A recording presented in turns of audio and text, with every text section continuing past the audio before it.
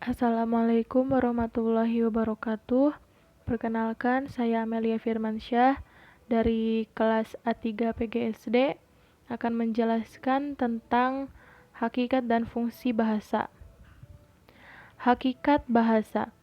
Bahasa merupakan kumpulan bunyi-bunyi yang tersusun secara teratur sehingga menimbulkan makna, diujarkan secara lisan dan digunakan untuk mengungkapkan pikiran. Dari kalimat tersebut, maka dapat diturunkan pengertian tentang hakikat bahasa, yakni pada hakikatnya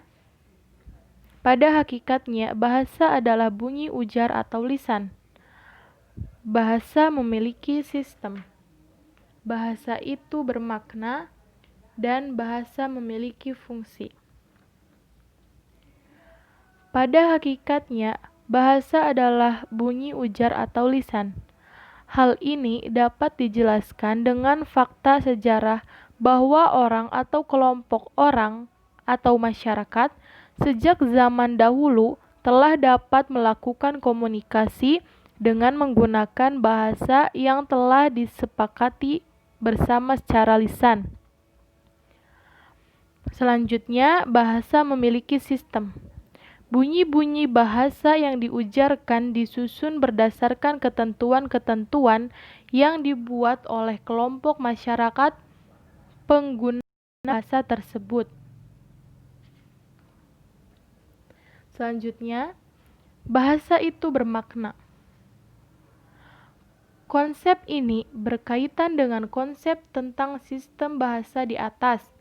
Artinya, bunyi-bunyi yang disusun secara teratur berdasarkan kesepakatan tersebut diberi makna sehingga dapat dipahami oleh pengguna.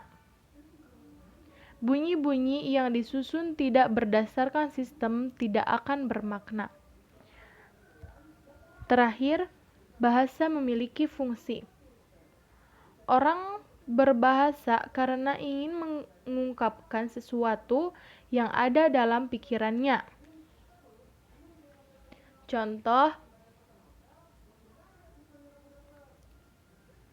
Contoh ungkapan seseorang kepada orang lain.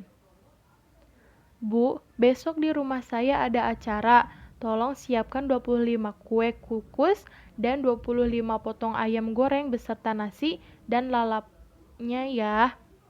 Ujaran ini diungkapkan seorang ibu kepada pengusaha rumah makan atau juru masak. Melalui contoh tersebut, kita dapat menarik kesimpulan bahwa bahasa itu digunakan oleh masyarakat untuk kepentingan dirinya. Jika bahasa merupakan sesuatu yang digunakan, maka dapat dipastikan bahwa bahasa itu adalah alat.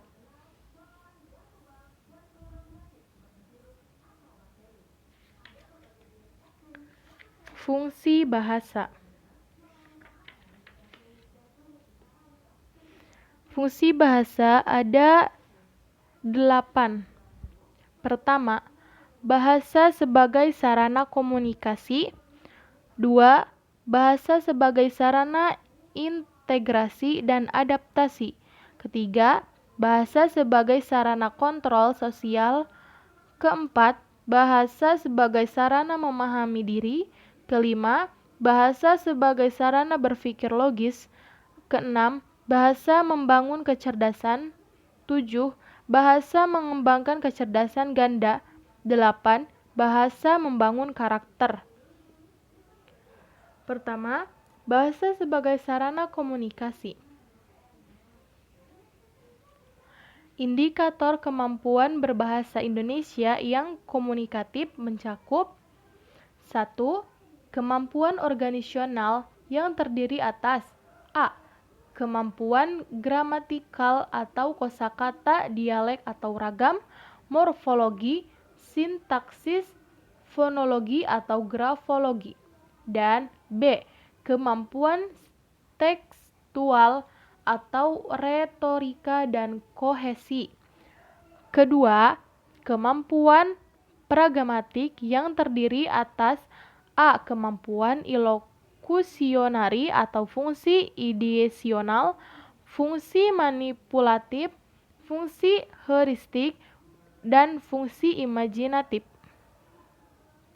Dan B. Kemampuan sosiolinguistik atau kepekaan pada dialek atau ragam, kepekaan pada kewajaran, kepekaan pada register, dan kepekaan kepada kiasan. Bachmann dalam Widjono, HS 2007. Bahasa Indonesia berfungsi sebagai alat komunikatif antar anggota masyarakat. 2. Bahasa sebagai sarana integrasi dan adaptasi.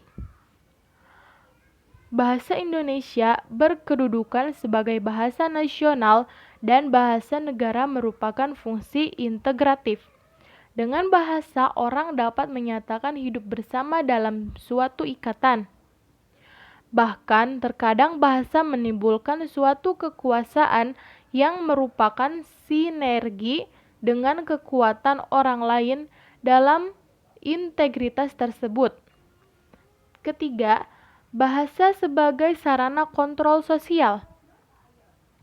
Bahasa sebagai kontrol sosial berfungsi untuk mengendalikan komunikasi agar orang yang terlibat dalam komunikasi dapat saling memahami.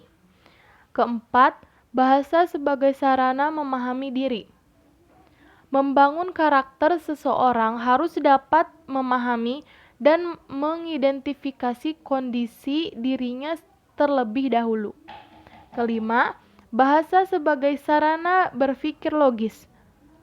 Jika seseorang ingin mengembangkan profesi, keahlian akademis, kemampuan intelektual, maka harus mampu berpikir logis. Keenam, bahasa membangun kecerdasan. Kecerdasan adalah kemampuan memanfaatkan potensi, pengalaman, pengetahuan, dan situasi sehingga menghasilkan kreativitas baru yang menguntungkan dirinya maupun masyarakatnya.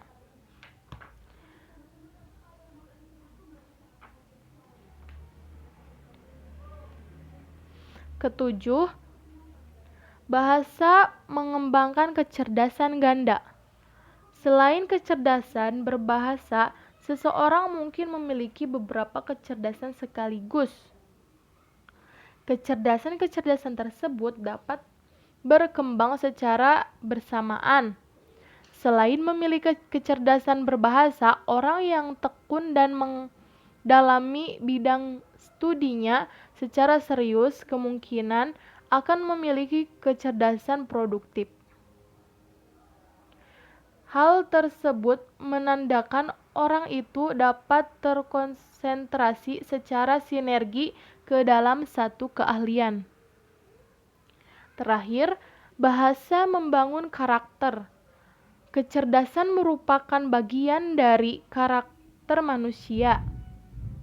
Kecerdasan bahasa memungkinkan seseorang dapat mengembangkan karakternya lebih baik. Kecerdasan berbahasa yang terkait dengan kemampuannya memahami orang lain dalam bentuk sederhana, misalnya menyatakan simpatik, mengucapkan rasa terima kasih, atau menyatakan kecewa terhadap orang lain. Terima kasih. Sekian dari saya, mungkin hanya itu yang bisa saya sampaikan. Kurang lebihnya mohon maaf. Wabillahi taufiq wal hidayah. Wassalamualaikum warahmatullahi wabarakatuh.